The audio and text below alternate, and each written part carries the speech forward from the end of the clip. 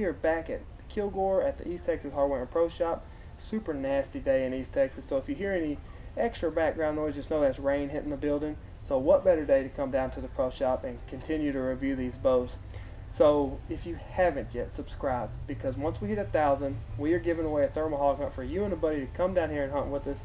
All you got to do is subscribe. No easier way to enter a contest than just subscribe. Also, if you haven't seen any of the bow reviews we've done so far, be sure that you go down in the description box below. There'll be some links down there, and we'll have a playlist put together that you can view all of our bow reviews in a chronological order, or just pick and choose to see which model you are most interested in.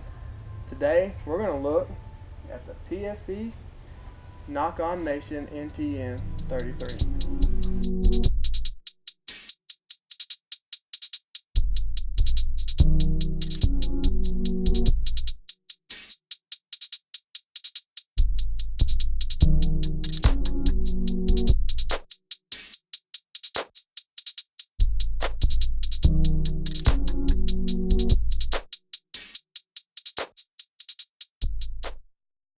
Okay, so I just did a review on the NXT, which is the standard version of this. It didn't turn out the way we wanted it to when I start rendering it. So we're going to go ahead, we're going to redo this bow. We're going to talk about some of the features that it shares with the NXT and some of the stuff John Dudley has done to personalize this bow and make it to what it is now. So this is the signature series bow from Nock On. First, right out of the gate, we can see that this is a completely different camo than PSE's ever offered. This is going to be the Subalpine from Sitka, and it's on an olive green or a OD green riser. So it's a pretty slick combination. When you first look at it, I would like to see a little closer green to the Sitka myself, but it's a sharp riser. Sharp combination. The green strings really pop on this. And one of the other things you see right out of the gate is John Dudley put the Nock On Nation emblem laser engraved right on the cam. So that's one of the first things that he did. One of the main differences, and I wish and hope that this transfers to the other bows in the lineup, is what John Dudley did to the actual where the arrow shelf and arrow rest mount up. I think that's one of the neatest things. Hoyt's had an arrow trough for years, and I love that because I do shoot a limb-driven rest, and I think that's just super handy to have. It's just a shallow engraving. We'll get a close-up on that. So your arrow just sits there. Another thing they did was they widened this span out and made it more square, so there's no sharp pitch right there, and you're going to get better fletching clearance, launcher arm clearance for that, and then also you can see that they dual tap this so you can get 2 burger buttons in there to really lock your rest down and eliminate the need for a set screw, because you put 2 burger buttons in there, it's not going anywhere. Another feature was the cable rod. It's more embedded. You can't pivot this one left and right or up and down to reduce any cameling. This is supposed to be the optimal spot for no cameling, and you shouldn't have to move your cams left and right in order to achieve a good paper tune.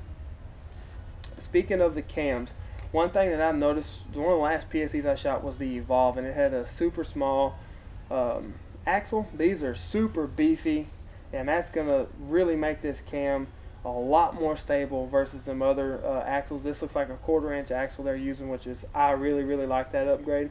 I don't know when they did it. I'm assuming probably the Evokes had it. So super big win right there. Another thing is right here, and we don't have the arrow inserts, but right here you can actually get a component that will thread into here, and you actually have a kickstand right there. I think that's going to be super appealing to 3D or target archers, and I guess even during turkey season, if you're hunting out of a ground blind a lot, it would be appealing for that. I'm mostly a tree stand guy, so it's little effect to me, but that's just my personal take on that. You need to get it and try it out for yourself. This bow does come with an overmolded grip, but I decided for this one to take it off because I did shoot the NXT 33 with the grip on. Very simple grip. It's super comfortable. It's a lot more comfortable than the Pro Grip from Hoyt from several years back.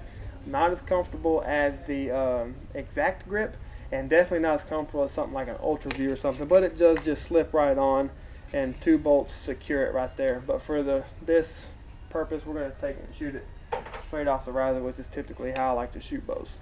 So this bow is set. It's a 70-pound limb. We got it set to 30 inches. So what we're going to do now is we're going to go ahead, we're going to check mass weight, peak weight, and holding weight on this bow. It should be the same, 4.4 pounds, I believe what this bow comes in at, 4.4, 4.5 is what it measures at. You're looking at a 33-inch axle to axle, big 7-inch brace height, and speeds up to 321 or 22 feet per second is what IBO is on this bow. So let's go ahead and let's check the mass weight. 4.8 pounds is going to be the mass weight of this bow. It is equipped with a whisker biscuit. It does have the bow tags still on it. Do peak weight and holding weight. Alright, there we go. So we got this bow set at exactly 70 pounds, and holding weight is 7.2 pounds. So some crazy let off on this bow. It is set up on 85% let off, which is another cool thing about this bow is the draw length goes from 26.5 to 31.5 on this bow, and the NXT 33, the standard model, goes all the way up to 32 inches, which is super good for us long draw archers. And this little peg right here will adjust your let off from 80, 85, or 90%. So it's just a super customizable. You can really get this bow to fit you just how you want it. It's going to cover the draw cycle, transition from peak weight into the valley, the let off, how easy this bow let down, and just the overall feel of this bow on the shot. One thing I will just tell you, take your overmold grip off and maybe wrap it with something if you want a warm touch. Shooting off the riser just feels so much better. So drawing it back, we are at peak weight right there, and we're getting into the valley, which is transitioning really, really nice. No dump off into it. Super solid back wall for cable stops. And of course 85% let off is you're only holding 7 pounds on this bow. String angle is really, really nice. And the bow sits there. There is no residual vibration through this bow. You know the bow goes off, and super quiet. This bow and the VXR are by far the quietest bows that I've reviewed so far. They're just, it's crazy how quiet they are. It's a real smooth draw cycle. Let's let it down as if we were aiming at a deer and needed to come down with it. So no issue there. You will have to learn where that breakover point is, but once you learn that, which I've only shot this series of bow, I've shot the NXT 33 maybe 15, 20 times, and so it's not a hard thing to learn. You can easily do that in just a couple times.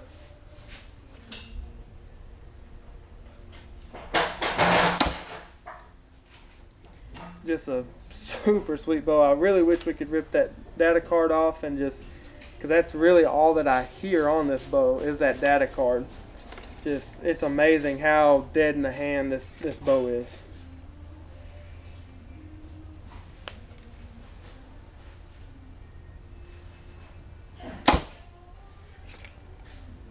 I'm sighted in, ready to go hunting. I don't know about y'all, but that's a pretty good group at 4 foot. Let's go over here and run this thing through the chronograph and see what kind of speeds we're getting. Alright, so we got a 70-pound Evo NTN 33. The NTX, same cam system. Nothing has changed performance-wise, brace, height, axle, so it's going to be the same numbers. We just have it right here in the NTN bow. It's 30 inches draw length, and we got this thing a 354 grain arrow to run through the chronograph. Let's see how it does.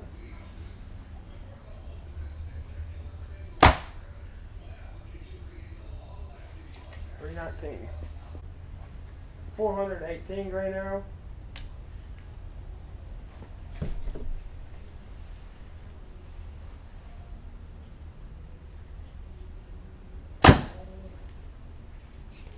.295. 428 grain arrow.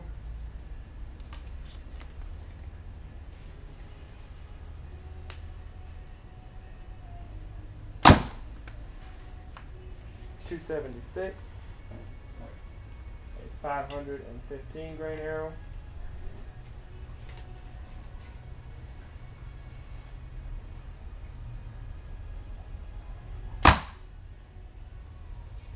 .266.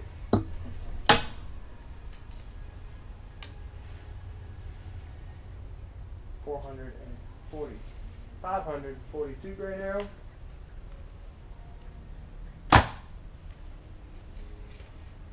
261. 578 grain arrow.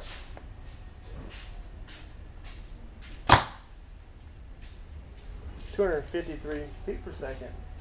PSE NTN. So this is just an awesome shooting platform. This might be my favorite platform, not necessarily the NTN model, but just the NTX 33. This is one of my favorite platforms of the year. Super dead in the hand bow. It is just amazing at how dead in the hand this bow is.